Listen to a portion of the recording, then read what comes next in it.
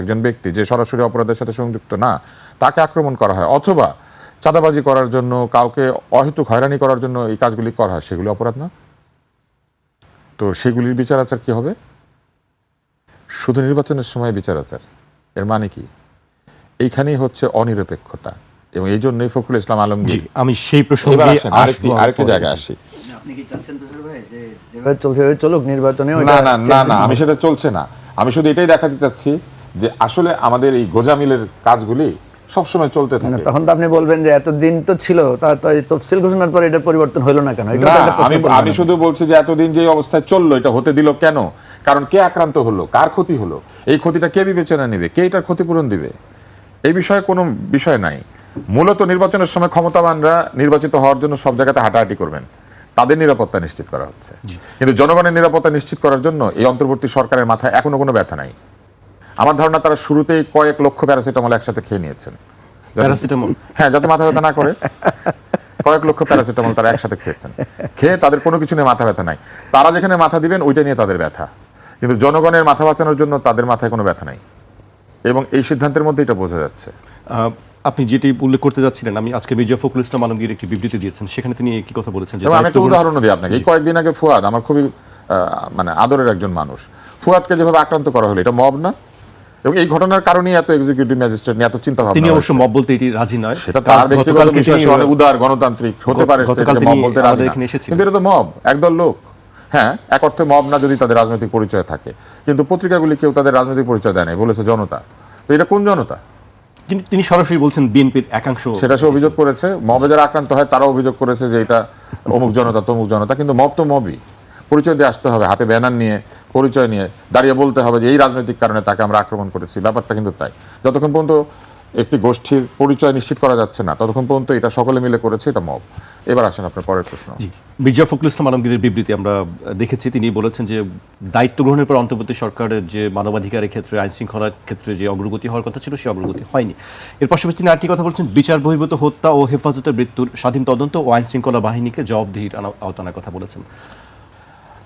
উনি পলিটিক্যালি খুব কারেক্ট মানুষ, তো উনি সব দিক ঠিক রেখে কথা বলেন, এবং ওনার কথায় আসলে খুব একটা ভুল খুঁজে পাওয়া যায় না। কিন্তু উনি মূলত একটা গতানুগতিক দাবি জানিয়েছেন আর কি, যেটা বলেছেন যে অন্তর্বর্তী সরকার নিরপেক্ষতা বজায় রাখতে পারে নাই, সেই কথা তো ধরেন একটু আগে আমিও বললাম। আমি আরেকটা উদাহরণ দিই। আমি একজন মানুষকে খুব ভালোবাসি, আমাদের প্রেস উইংয়ের দায়িত্ব যিনি আছেন, উনি কয়েকদিন আগে একটা স্টেটাস দিয়েছেন, সেখানে উনি ফুলবাড়ি কয়লা তোলা দরকার ছিল এরকম বলেছেন। এটা একটা চমৎকার যুক্তি। দেখেন, আমি প্রসঙ্গটা জোর করে টেনে আনছি, এটা কিছু মনে করবেন না, কিন্তু পরে তিনি একটা স্ট্যাটাস দিয়েছেন যে উনি এএফপিতে যখন ছিলেন, এএফপিতে থাকলে এক ধরনের তিনি লিখতেন, কিন্তু এখন সরকারে ঢুকে উনি আরেক ধরনের লিখছেন, কারণ তার অভিজ্ঞতা ডিফারেন্ট হয়েছে। তো এএফপিতে থাকার সময় তার বিবেক কাজ করে নাই, বা দেশের জন্য যে বুদ্ধি সেটা কাজ করে নাই। একজন সাংবাদিক কি কোথায় চাকরি করছে সেটার কথা চিন্তা করে লেখালেখি করবে, নাকি সে যেটা সত্য জানে সেই লেখালেখি সেটাই করবে? প্রবলেমটা রাখার জন্য, নাকি আসলে রাজনৈতিক দলগুলোর তাদের সংস্কৃতিটা পরিবর্তন করা জরুরি? হ্যাঁ, ধন্যবাদ। আমি যেটা বলছিলাম যে দেখেন, তফসিল ঘোষণাটা কিন্তু একটা অগ্রগতি আমাদের রাজনৈতিক অঙ্গনের জন্য। কারণ এতদিন কথা ছিল যে ইলেকশন আদৌ হবে কিনা, কথা বিএনপি প্রশ্ন তুলেছিল যে এই সরকার ইলেকশন করতে চায় না, তারা লম্বা সময় ধরে থাকতে চায়, তারপরে জুনে না ডিসেম্বরে না এপ্রিলে না, এই নানা পথ পরিক্রমায় আমরা কিন্তু এখন একটা ফিক্সড জায়গায় এসে পৌঁছেছি। আমরা একটা নির্ধারিত ডেট পেলাম, আমরা একটা শিডিউল পেলাম। That means election already started. এখন যে কথাটা তুষার ভাই বললেন যে ইলেকশন আসলে উত্তেজনাটা আরও বাড়ে, একটা স্পেশাল সিচুয়েশন তৈরি হয়। কারণ আমরা এখন 5টা নেতা একসাথে কনস্টিটিউয়েন্সিতে মুভ করে, যেটা এতদিন হয় নাই। এখন যখনই মুভ করে, যখনই সবাই একসাথে ক্যাম্পেইন করে, যখনই একসাথে মিছিল প্রচারণাটা চালায়, তখন উত্তেজনাটা আর বাড়ে। উনি এতক্ষণ যেটা বললেন যে এমনিতেই তো আইনশৃঙ্খলা পরিস্থিতি খুব ভোলাটাইল, আইনশৃঙ্খলা পরিস্থিতি এতদিন উন্নতির জন্য আপনার কোনো পদক্ষেপ নেন নাই কেন? ওনারা বলছেন যে ওনারা পদক্ষেপ নিয়েছেন, এটা আরও খারাপ হওয়ার কথা ছিল, এটা আরও বাজে হওয়ার কথা ছিল। এরকম পরিস্থিতিতে দেশে গৃহযুদ্ধ হয়, দেশে হয়েছে, সেটা তুলনায় কম হয়েছে, এটা ওনাদের পরিতৃপ্তি হতে পারে। কিন্তু আমাদের প্রত্যাশার জায়গা থেকে আমরা মনে করেছি যে এটা আমরা আরও একটু বেটার মানে আইনশৃঙ্খলা পরিস্থিতি আমরা আশা করেছিলাম। যেটা উনি ফুয়াদের কথা বলেছেন, শুধু ফুয়াদের ঘটনা না, আপনি অনেকগুলো জায়গায় ঘটনা ঘটেছে। চট্টগ্রামে বিএনপির একজন নেতার প্রচারণার সময় গুলি করে একজন লোক মারা গেছে। কয়েকদিন আগে ঈশ্বরদীতে গোলাগুলি হয়েছে, সেখানে অস্ত্র ব্যবহার করা হয়েছে। বিএনপি জামাত মানে সরাসরি সংঘাতে ওনারা লিপ্ত হয়েছেন। গতকালকে মিরসরাইতে একটা ছেলে মারা গেছে, মানে বাংলাদেশের, এটা খুবই দুঃখজনক, এটা আমরা এটার নিন্দা ও প্রতিবাদ জানাচ্ছি। ঢাকায় আপনার ঘটনা ঘটছে, বিভিন্ন কলেজে মারামারি হয়েছে। ঢাকা শহরে প্রচুর ঘটনা এরকম ঘটেছে।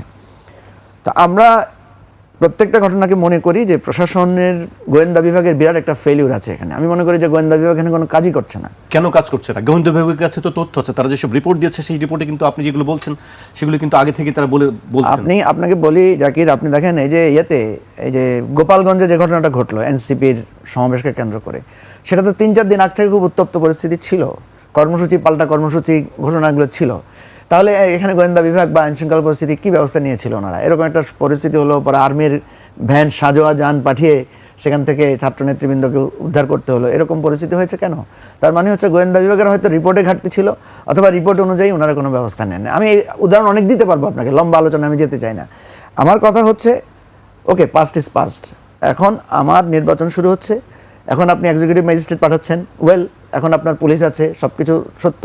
তো কালকেও যদি একই ঘটনা ঘটে, ফুয়াদকে যেভাবে আপনার ঝাড়ু মিছিল বানিয়ে বানিয়ে গল্প বলে বলে নতুন করে ভাড়াটে লোক এনে মিছিল করানো হচ্ছে, তারপরে কোন কথা থেকে কোন কথা বানিয়ে রাজনৈতিক রূপ দেওয়া হচ্ছে, এগুলো তো নির্বাচন আরো হবে। নির্বাচন তো উত্তপ্ত। আরেকটি কথা বলেছে যে এলাকায় আসলে আমরা আবার দেখে এই যে একজন আরেকজনকে মানে অবাঞ্ছিত ঘোষণা করছেন, দেখতে আসতে দিবেন না। তো এই বিষয়গুলো কে কাকে আসতে দিচ্ছেন না বলেন ভাই? আওয়ামী লীগ কাউকে আসতে দেয় নাই, তখন তো কেউ এটা বলেন না যে আওয়ামী লীগের প্রতিরোধ করব। আমরা তো সবাই ঐক্যবদ্ধ ছিলাম। তো সুতরাং এই আলোচনাগুলো করলে অনেক করা যাবে। আমার কথা হচ্ছে প্লিজ এটা করেন না, আপনারা যারাই করতেছেন করেন না, কারণ সেই যুগটা আর নাই। আপনি এখন ওই বরিশালের একটা ঘটনা ন্যাশনাল ইস্যু হয়ে যাচ্ছে, কিন্তু সারা দেশে কিন্তু ওই ভিডিও ছড়িয়ে পড়ছে, এবং আপনি কাকে কি শিখাই দিচ্ছেন, ঝাড়ু হাতে কাকে বলে দিচ্ছেন, ওগুলো কিন্তু কেউ গোপনে রেকর্ড করে কিন্তু ছেড়ে দিচ্ছে, ফলে আমরা জেনে ফেলছি। তো সুতরাং এখন এটা কেউ করবেন না প্লিজ। আপনারা যদি মনে করেন যে আগের মতো ভোট ডাকাতি করবেন, ভোট চুরি করবেন, আমি আপনাকে নিশ্চয়তা দিতে পারি।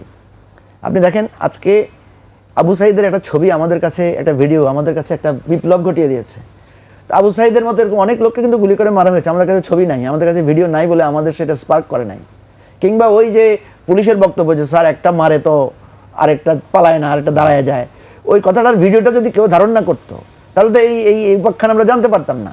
সুতরাং এখন কিন্তু সব জায়গায় আপনার ভিডিও আসবে, সব জায়গায় আপনার কথা চলে আসবে। সুতরাং আপনারা সৎ রাজনীতিতে ফিরে আসেন। এটা একটা গ্লোবাল মানে ফেনোমেনন তৈরি হয়েছে, সোশ্যাল মিডিয়া অনেক পাওয়ারফুল।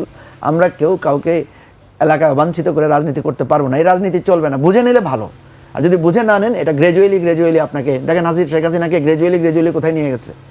আমরা এখন অনেক কথা বলতে পারি, আওয়ামী লীগের অনেক অবদানের কথা বলতে পারি, বাংলাদেশে আওয়ামী লীগের মুক্তিযুদ্ধে অবদানের কথা বলতে পারি, কিন্তু চোখের সামনেই তো আমরা দেখলাম আওয়ামী লীগ কীভাবে গণবিচ্ছিন্ন হয়ে আজকে তাকে এখান থেকে পালিয়ে যেতে হলো। এই রাজনীতির পরিণতি আওয়ামী লীগের জন্য যেটা হয়েছে, এটা তো কালকে আমার জন্য হবে ভাই। আওয়ামী লীগের পরিণতি দেখে খুশি হয়ে তো লাভ নাই। আওয়ামী লীগের নীতি যদি আমিও অনুসরণ করি, আমি যদি একই পথে চলি, পরশু তো এরপরের দিন তো সেই শিক্ষাগুলো নিলে তো আসলে কোনো সমস্যা হওয়ার কথা ছিল না। সেই শিক্ষা কি আমরা বলছি প্রচুর শিক্ষা হয়ে গেছে আমাদের, প্রচুর অভ্যুত্থান, প্রচুর মানে ঘটনা ঘটে গেছে। এখন আমাদের রিয়েলাইজ করার সময়, এখন আমাদের অনুভব করার সময়। আমি আপনাকে শুধু বলবো যে আপনি যে কথাটা বললেন যে নির্বাচন এসেছে, নির্বাচনের শিডিউল ঘোষণা হয়েছে, নির্বাচনে যে আরপিওর মানে আইন আচরণবিধি যেটা বলা হচ্ছে, আমি মনে করি এই যে ম্যাজিস্ট্রেটরা থাকবে এটা কঠোরভাবে করতে হবে। পুলিশ এখন দেখাতে হবে যে ওনারা নিরপেক্ষ আছেন। ওই যে বলে না বিড়াল প্রথম রাতে মারতে হবে, প্রথম রাতে আপনি যদি 8-10টা ঘটনা করতে পারেন, প্রমাণ দিতে পারেন, স্থাপন করতে পারেন, তাহলে নির্বাচনটা করা যাবে। আদারওয়াইজ নির্বাচন সুষ্ঠু হবে, উৎসবমুখর হবে বলে আমি মনে করি না। জি, মজিব ভাই আপনার কাছে আবারও আসবে। এবার আমি তুষার ভাইয়ের কাছে আসতে চাই। বাসর রাতে বিড়াল মারার কথা বলছিলেন, প্রথম রাতে বিড়াল মারার কথা বলছিলেন তিনি। এর পাশাপাশি আরেকটি বিষয় আমরা উল্লেখ করতে চাই যে গতকাল কি দুজন ছাত্র উপদেষ্টা পদত্যাগ করেছেন, এবং তারপরেই আজকেই তাদের বিরুদ্ধে একটি সংবাদ সম্মেলন হয়েছে, এবং বলা হয়েছে যে তারা যে দুর্নীতির অভিযোগ আছে সেই সবগুলো তদন্ত করার কথা বলা হয়েছে, এবং তাদের সম্পদের হিসাব দেওয়ার কথাও বলা হয়েছে। যুব অধিকার পরিষদ নামের একটি সংগঠন আজকে সংবাদ সম্মেলন করেছে। এর বাইরে আরেকটি বিষয় দেখেছি আমরা, বাংলাদেশ ক্রিকেট বোর্ডের সামনেও আজকে একদল লোক সেখানে বিক্ষোভ করেছে আসিফ মাহমুদ সজীব ভাইয়ের বিরুদ্ধে। এ বিষয়ে আপনি কি বলতে চান? যেমন জীবন তুমি করিবে গঠন, মরণে হাসিবে তুমি কাঁদিবে ভুবন। তো এটাকে বদলে বলতে হবে এমন উপদেশটা তুমি হইবে যেমন, পদত্যাগে হাসিবে তুমি কাঁদিবে ভুবন। তো সেটা হচ্ছে না। এটা না হওয়ার কারণ বিবিধ। একটি হচ্ছে যে গণ অধিকার পরিষদের সাথে কি এই যুব অধিকার পরিষদের কোনো সম্পর্ক আছে? আমি আমার জানা আচ্ছা, নাম থাকার কি, যদি বা বিচার দাবি করার কি আছে? যদি তাদের কাছে সত্যি প্রমাণ থাকে, সেই প্রমাণ দুদকে গিয়ে হাজির হোক, তাই না? রাস্তার মধ্যে উৎপাত করার দরকার কি? আমার ধারণা এটা এক ধরনের চাপ, আর কিছু না। আসিফ মাহমুদ কিন্তু বলেছেন যে তিনি সম্পদের হিসাব দিয়ে দিয়েছেন, দিয়েছেন, জি। তাহলে সেই সম্পদের হিসাব বরং মানে এখন তো তত্ত্বাবধায়ক না, অন্তর্বর্তী সরকার করুক, পরীক্ষা করুক, দেখুক, সেটা তো উনি তো ওনার হিসাব দিয়েই দিয়েছেন।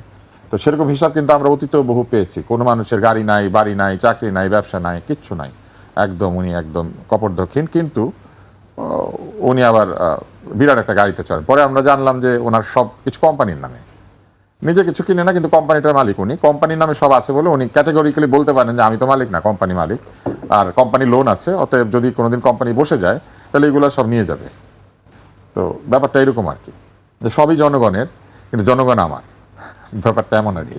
তো সেই জন্য এটা দেখার দায়িত্ব আসলে যাদের, তাদের দেখা উচিত। যদি কেউ অভিযোগ করেন তাহলে নিয়মতান্ত্রিক পন্থায় অভিযোগ করা ভালো। রাস্তাঘাটে দাঁড়িয়ে এই যে মানুষের শান্তি বিনষ্ট করা, এখন এটা বন্ধ করা উচিত। নতুন রাজনৈতিক বন্দোবস্তের মধ্যে এটাও আমরা ভেবেছিলাম যে লোকজন আইনের কাছে যাবে, বিচার পাবে, অযথা রাস্তাঘাট বন্ধ করবে না।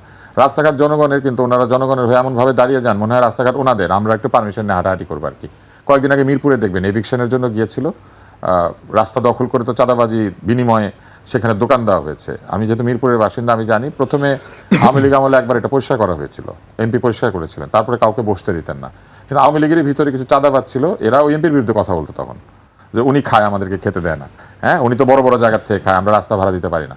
তারপরে দেখলাম 5ই আগস্টের পরে সুন্দর ওই রাস্তা আবার কারা যেন 1 লাইন বসে গেল, তারপর 2 লাইন, বসতে বসতে এখন 4 লাইন হয়েছে। 4 লাইনের পর আবার 2 লাইন ব্যাটারি রিক্সা পার্ক করে রাখে।